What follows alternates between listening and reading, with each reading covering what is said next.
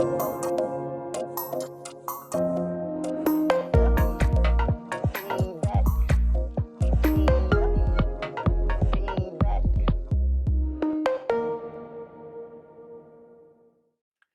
everybody. Thank you for tuning in to today's episode of What's New in Data. I'm super excited about our guest today. We have Lindsay Pettingill, PhD, Director of Data Science at Replit, early data scientist during the hyper-growth phase of Airbnb, and she also founded a company as well. Lindsay, how are you doing today? I'm doing great. Thanks so much for having me. Yeah, Lindsay, I was super excited about having you on this episode. I've been a follower of your blog and really agree with your perspectives on data science and generally about, how to think about data generation and testing and things along those lines in a way that provides value to the business. But first, tell the listeners a bit about yourself. Sure. Yeah. It's always a question of where to begin. I I like to say, let's see, I went to a small liberal arts school in Maine called Bowdoin College. My parents didn't go to college, which provided a lot of motivation for me to, go to college and change things. I studied German and sociology. I mentioned that mostly because data people, I think, usually have a range of backgrounds, and it's always, I think, good to remind folks that we don't all need to study, CS or the hard sciences. So yeah, I studied German and sociology. Had a lot of fun in college. Afterwards, I did a Fulbright in Germany, which was a fantastic way to spend a year after college. I did a teaching Fulbright, which meant I taught at a German school, and I could only work by law 15 hours a week, and it was quite Oh, a that's nice. privilege. Yeah, yeah, it was quite, it was awesome to be 23 years old and have a lot of time to, explore and read, and read a lot that year.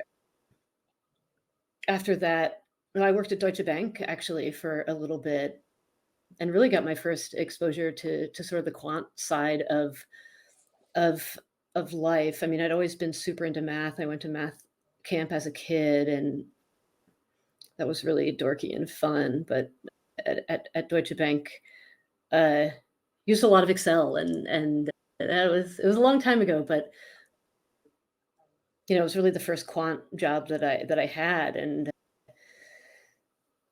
worked at Harvard for a bit after that, mostly because if you sort of have an entry level job at Harvard, you get to take classes at Harvard relatively cheaply, if not for free, and that was super important to me as I thought about what I wanted to do for grad school. And so I did that for a couple of years, ended up getting a PhD at Georgetown in government, focusing on German politics, and really like cut my teeth as I guess I'd say an analyst. Did a lot of quant work and got really good at Stata. I don't know if many listeners of this podcast have ever used Stata, but I was, yeah, I was really into it.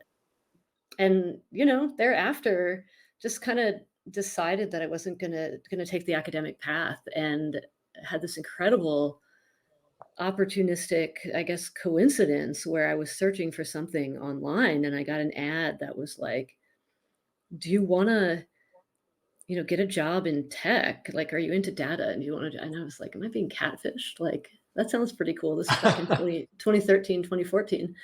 And it turns out there was this startup, Khosla and Initialized funded, called Insight Data Science, that was a couple of years old, and they had started paid ads, and they they basically, Jake, the founder, is a good friend now, but at the time, he's a little bit ahead of the curve, realizing that there was this quant sort of revolution happening in tech, and that he could power it. So he founded Insight Data Science to help people like me transition into tech. And I ended up applying and getting rejected, and applying again and not getting rejected, and moving out to the Bay and ending up at Airbnb. And so I'll stop there because you may have questions, but Yeah, quite a yeah. journey.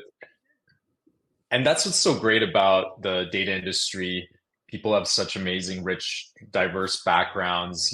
For instance, your story, you grew up a math nerd, you spent time in Germany, working at Deutsche Bank. And I think I was at the last DBT coalesce in San Diego, and I was talking Yeah, to Avi Asylum about it. And yeah, Avi was the one who kind of, spelled it out for me, which is like, he's worked in multiple industries, but he loves the data industry because people have like such awesome backgrounds, and but that's so funny to hear kind of how you you found the early innings of like Airbnb, and when people were using data as a an advantage to how they were doing go to market, and acquiring users and making sure users loved their product and it was addicting, and growing and providing value.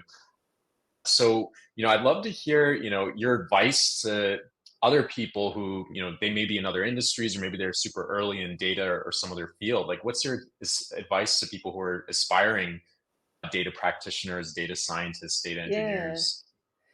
Yeah. I mean, this is probably a thread we can pull on for a bit, but I mentioned I went to a small liberal arts school, and I mentioned that because what those schools really focus on is training. Well, it's curiosity, I think, right? Like really cultivating curiosity, maybe giving folks some mental models, helping us think. It's kind of taking an approach that, like, the world's always going to change. The skills that you need are always going to change. But what's a consistent you need, sort of regardless of what the world looks like? And I've always believed really deeply, and I think it goes back to, why a school like Bowdoin appealed to me was you need to know how to think, right? And you and I have chatted a little bit about this, but like I think especially with all of the advances we've had in data tools over the past at least 10 years, now with copilots and even Replit AI and things like there's a set of tools and skills that are so much more approachable, right? Like you can just learn things and build things way faster than you used to be able to. And I think, we're going to continue to see that this democratization of tools and technical skills, right? And so, yes, you need technical skills. I've always been of the mind that most technical things, can be learned a lot easier than sort of knowing how to think, right? Knowing how to ask the right questions. You had talked about, you had mentioned like Airbnb, our incredible growth. There was, of course, technical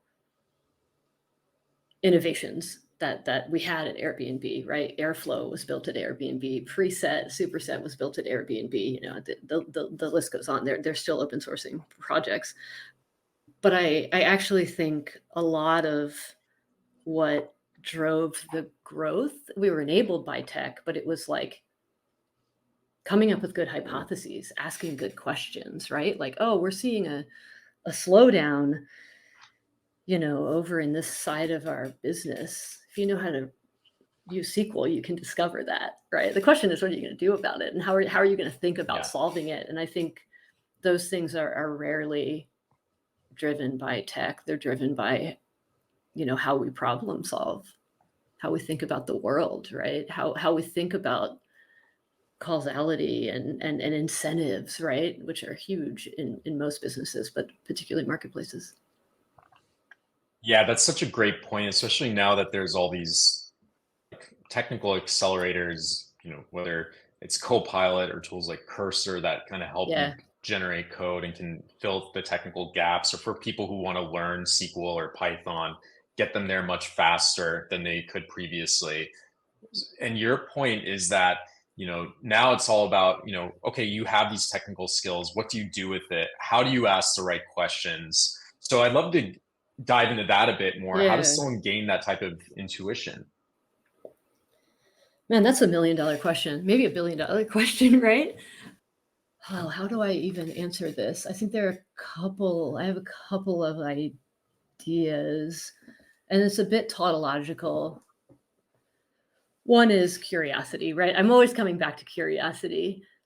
I think Mhm. curiosity is the most. I have a daughter. She's just turned a year old, and kids are just naturally curious. Like just watching her eyes, how big they get when she's like learning something new or like seeing us do something new. I think curiosity is so important. It's probably a separate question how you cultivate it, how you indulge it. I think one way you indulge it is you read a lot, fiction or nonfiction. I don't. A lot of people have a hard stance, like, oh, you got to read fiction, and I definitely don't believe that, even though I've read a lot. Yeah, I think reading broadly helps, and here's why. I mean, I remember being a little kid and picking up the New York Times and not really understanding a thing, right? At first. And then you start to sort of gather. I read publications all the time that I disagree with, mostly because I get insight into how other people think, what may motivate them. Yeah, and just like try to understand their world. So I think, you know, huge fan of like exposure to different viewpoints, exposure to different material.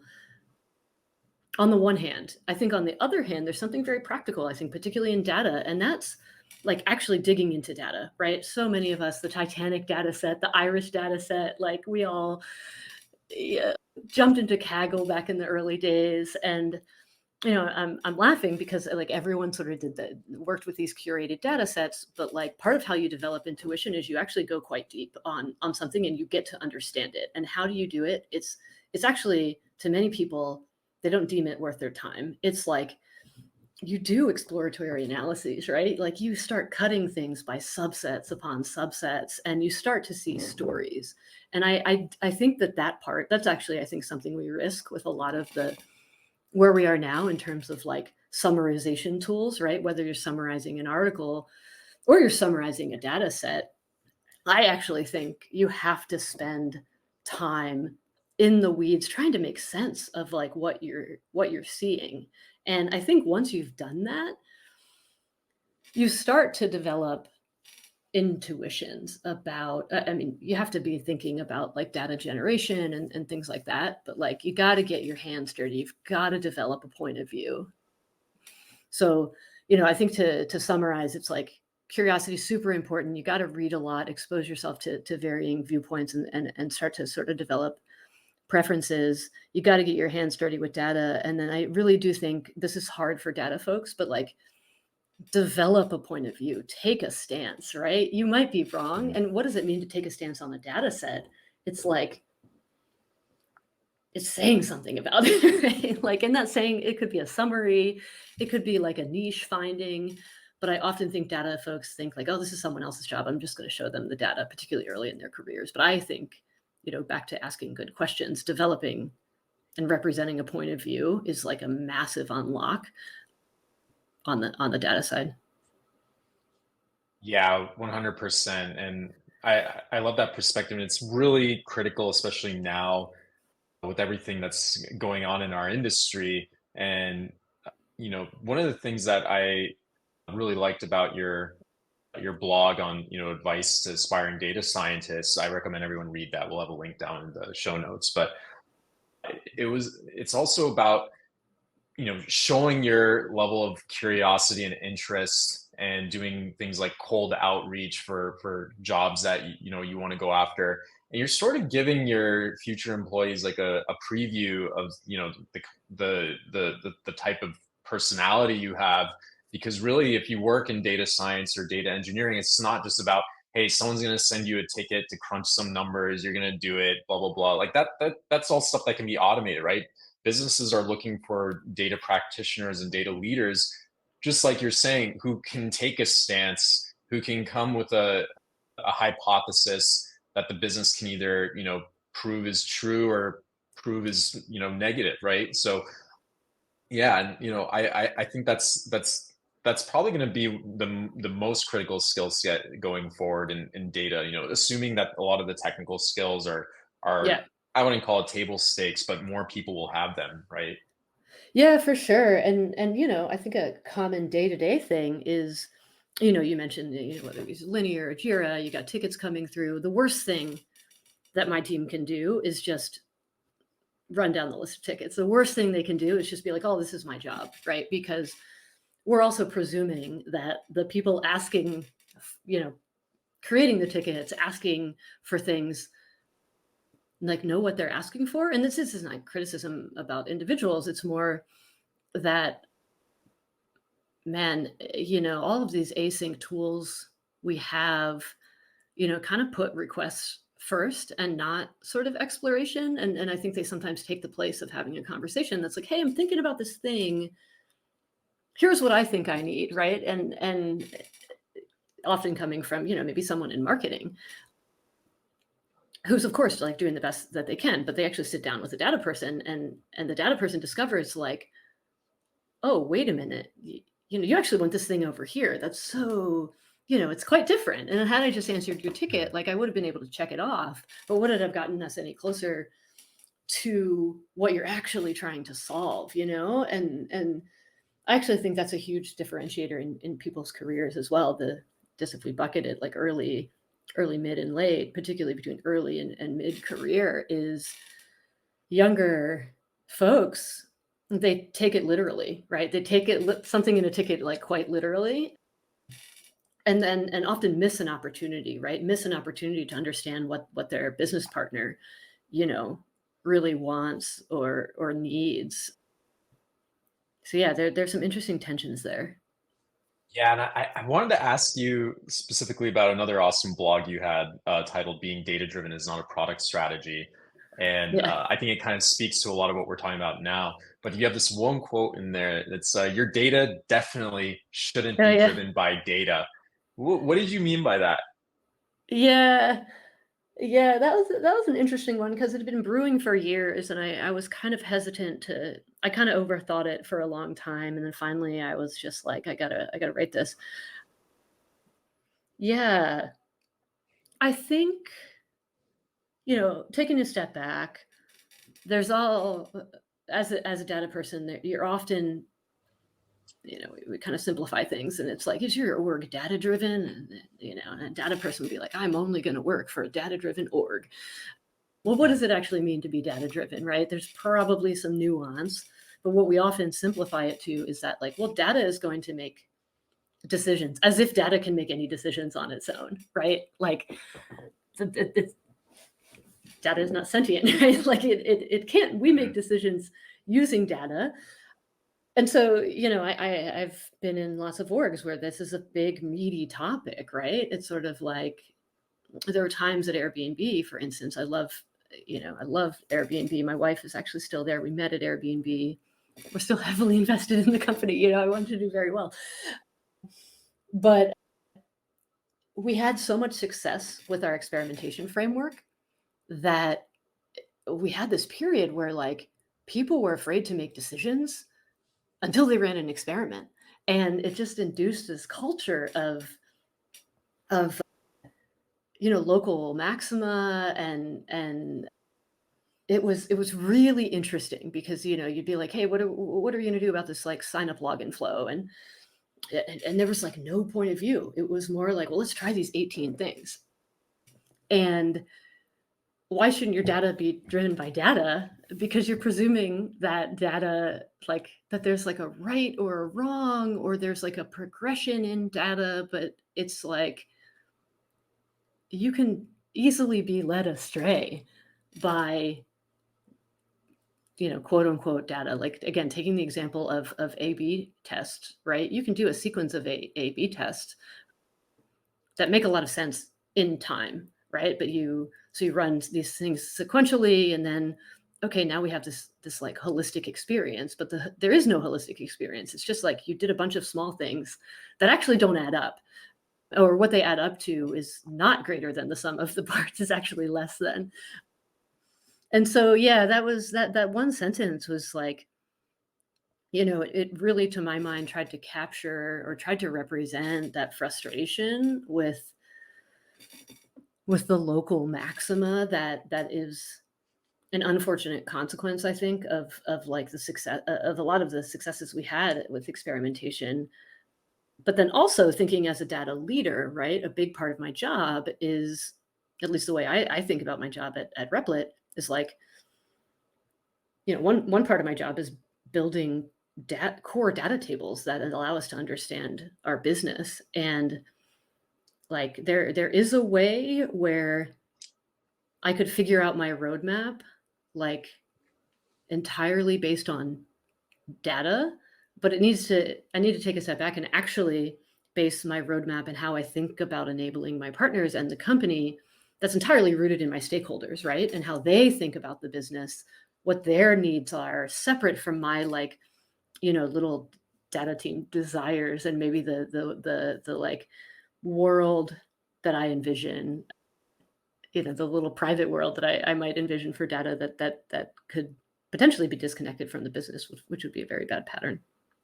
Yeah, and it's super important for companies to understand that there's overhead and technical debt associated with everything related to generating a new report or running an experiment, right? And even when that's such an interesting point that you brought up about how at Airbnb people were hesitant to make decisions without experimenting at first, or, running an experiment. And of course, when you get into that, you have to scope for the experiment. You have to Yeah, think about the return on time invested. Maybe that's sort of a self-fulfilling prophecy yeah, where you don't make the decision because the experiment would take too long to run and you're just not very confident in it. And you know it's just one of those interesting things where companies have to figure out really like what do they want to do, like what is the yeah, business objective here, and then the data team can work with you on how to achieve that business objective rather than throwing in a report over the fence. Like yeah, for instance, you yeah, might get a requirement from the business like, hey, I want like a map chart of all our users by where they are in the state, and it's like, yeah, well, what are you going to do with that data? It's like, oh, totally. we want to do a product launch and prioritize a region, Right. right? And that's a Yeah, much better way of phrasing totally, the problem, right, than saying, totally. hey, I need a new report. Yeah, yeah, and I think this topic is so fascinating because I've always been drawn, at least in the workplace, to like really strong leaders. So, Brian Chesky, generational leader at Airbnb, right? Like he is just he's so rare. And he's grown tremendously. He's been running Airbnb for a while. And Brian will talk publicly about this moment at Airbnb, right? Where he was just he he can tell a story better than I can, but my understanding of it is he was very much like things were kind of out of hand, right? Like and COVID, of course, played a massive role, right? Business evaporates overnight on the cusp of a potential IPO. Like what most people would have not made it. But Brian did and continues to. And I think a big part of that was him kind of saying, like, we're gonna do things differently now. And you know, Brian makes a lot of decisions at Airbnb, right? Continues to, and it's interesting because I think there is something at least personally appealing to me about like centralization of decisions. It doesn't work for everyone, but strong leadership I think is a really rare quality. I think particularly strong leadership as it pertains to product and product strategy. Uh, yeah, I mean the one thing I'll say there that kind of I think completes it is like Brian will talk about this period where there's a lot of delegation and there may still be delegation, but it's a little more centralized and it's something I think really interesting to consider because what does it mean for data teams, right? A lot of my friends, a lot of us have left Airbnb for various reasons, but there was definitely conflict, right? Over and it's even odd sort of talking about it. Like I helped build the culture of experimentation and Mm. I'm also maybe because of that hyper aware of what the limitations were. And it was, there was a lot of tension around like, okay, we're not going to experiment. What? Like, how can a data scientist possibly say, we're not going to experiment on this major launch? But, I'm at a new company now, Replit, and it's been really interesting for me to sort of come out of the other side and like, of course I want us to experiment.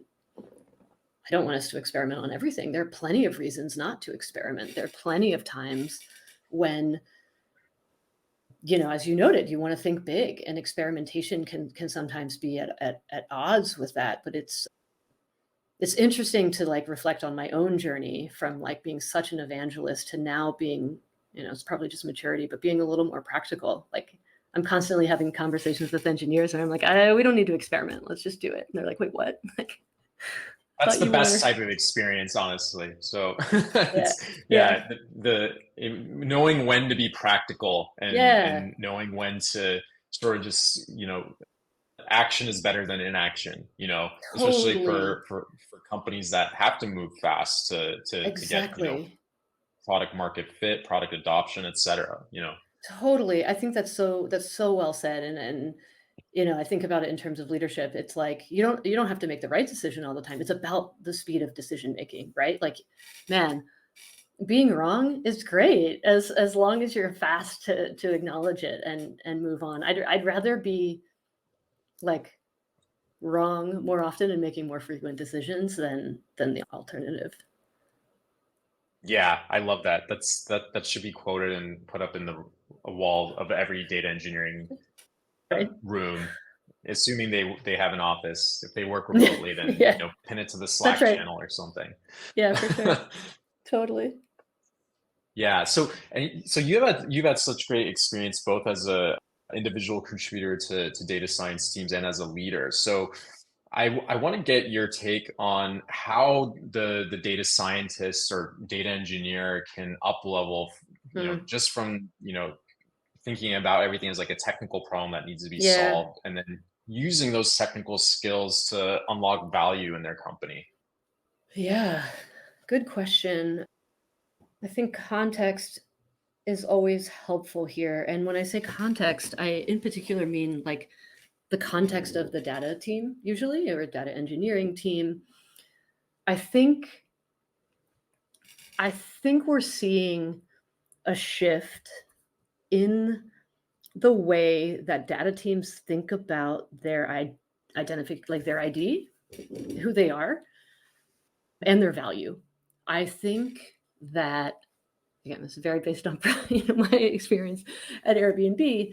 10 years ago, there's so many projects that we did that were like, they were cool, like cool data projects, right? But like, were they really moving the business? Like, they were cool, maybe technical challenges, they were interesting questions, but like, there was a lot of navel gazing, I think, around like, I'm a data person, I have these great skills, and I'm going to build this thing that like, had you done the TAM analysis of who's actually going to see it in your product? Like an example, right? Like a very small feature model, like in the Airbnb product that like, you know, 10,000 people would see the feature. Like 10,000 people at Airbnb scope is like nothing, right? And there'd be Mhm. months of work on this feature that you were like, wait, what?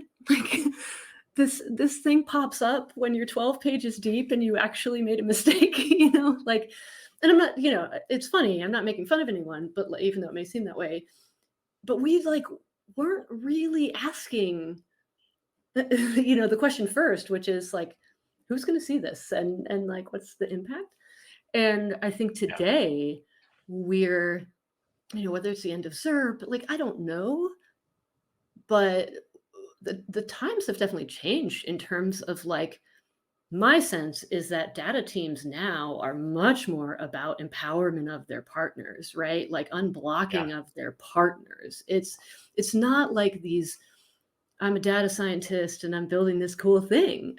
And I think that's healthy. I think it's more than necessary.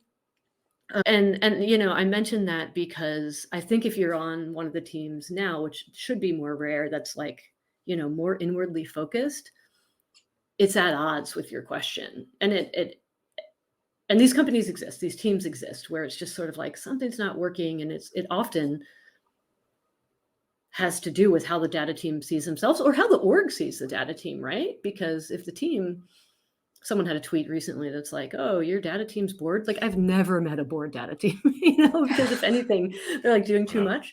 And I was just like, I was bewildered. I was like, what does that even look like? But you can imagine it in these situations. So ideally you don't end up in that situation. Ideally, you're in a situation where like, okay, your value, your impact on the business, if it's not direct revenue, it's unblocking your partners so they can have more direct impact to revenue. And you know, I think more often than not, you have to sit down with your partners, right? You have to understand, if you're working with someone on like an ops team, a business team, like literally how do they think about the business? What is the problem they're trying to solve? One thing we've had a lot of success with on my data team at Replit is, no one likes filling out linear tickets and assigning tasks. Like I really don't think well, someone probably does, but there aren't many people. I think so many people want to be empowered, right? They want to be able to solve solve problems. The challenge is the tools, right? They don't have the tools. They're not engineers. They can't build them. The tools don't exist. We can't buy from the vendor. My team has done a lot of work around like actually building tools for our partners in business, in sales, in finance. We use Hex. I'm a huge fan of Hex. Super talented team, great product. One of the reasons I love Hex is that it allows me to empower other people. An example, this is such a trivial example, but it's been such a big unlock for my team. Research saying, hey, I've got this list of user IDs. Can you get me emails? And the first couple times you're like, sure, I can do that join on dim users. And then like 5 times in, you're like, I can't, I don't want to do this. Like, it's not that it's hard, but it's hard and it's easy and my brain is dying. So, with both Replit, actually, we can do this with Replit or with Hex. It's like you can templatize a query with Jinja, right? And like give them some drop downs or allow them to upload a CSV, and boom, all of a sudden they're getting the emails on their own. It sounds trivial, but all of a sudden a researcher is like, I can do this on my own. I don't have to bother the data team. They feel better about it. That's a very trivial example, but we have countless examples like that. I have this like little app that I built. I still I lead a data team, but I still like to build a lot. And it's we call it the B2B report finder. And, you enter a business domain and there's all these templated queries behind the scenes, that like, Awesome. that's not beautiful. It's not like career defining work. And that is not the point. The point is it's what the partner wanted. So yeah. Yeah, that's definitely awesome. And yeah, shout out Barry McCardle. I just met him last week in Nice. Vegas at Google Cloud Next. So cool to hear the Hex shout out and also the amazing work your team's doing at Replit. And yeah, I think it really all comes down to empowering your partners in the business to better make their own decisions and really understand what they want to do. That's always my first thing when I hear someone in either go to market teams or product or engineering come to me with a question or a task. I'm always like, well, what do you want to do? What are you trying to achieve? Right. And then that's Yeah, usually where the real requirement comes up.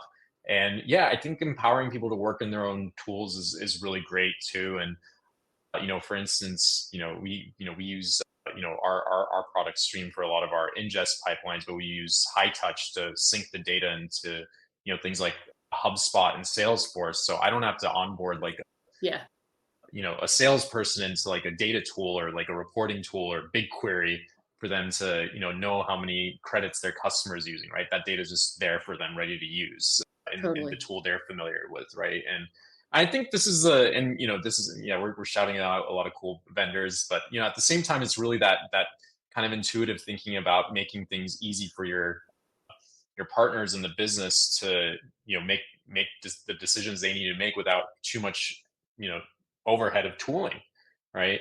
So, and I think that this is going to be different for every data team, Yeah, depending on how your company operates. Some companies need that reporting layer and they need that semantic layer, whatever you want to yeah, call it, because you're just too massive to deal with like sending data to like different tools and stuff. So but yeah, that's the fun part of the journey here.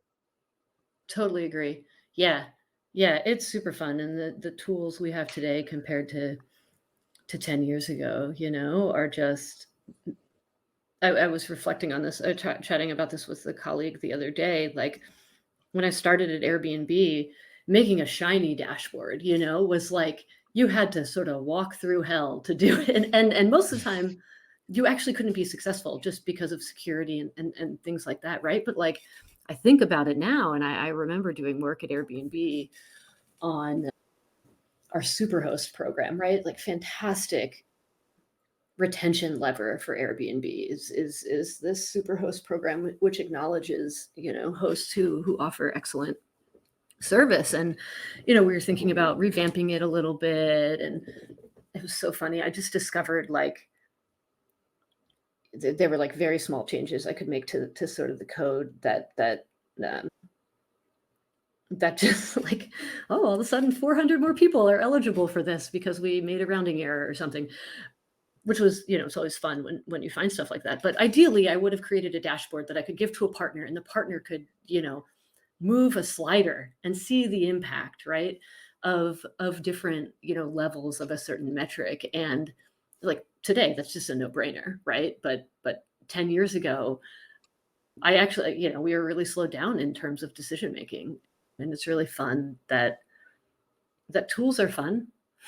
I think tools are really fun. Yeah, absolutely. The tooling is fun these days. Yeah, I agree.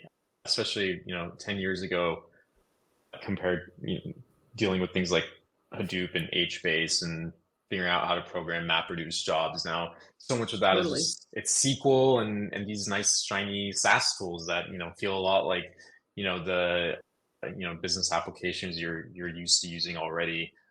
So, but of course, there's still the overhead of needing to know how it works under the covers to get the full Yeah. usage out of it. Yeah. Yeah. So, yeah, absolutely. And Lindsay Pettingill, PhD, head of data science at Replit. Thank you so much for joining today's episode of What's New in Data. Where can people follow along with your work? You can find me on Twitter. I don't know my handle, but you probably do. I'll put it down in the show notes. Yeah. Awesome. And then I have a website made with Replit, lindsaypettingill.com. So check it out. Oh, so fun! You made your website with Replit. I gotta check that out and see if I can put my portfolio together with that. I use Replit Lindsay, AI. No need to know CSS or HTML. oh my gosh. Okay, well, thank you. That's definitely super great. I'm excited to check that out myself for my own portfolio page. Lindsay, thank you so much for joining, and thank you to the listeners for tuning in. Thanks so much. It's a lot of fun.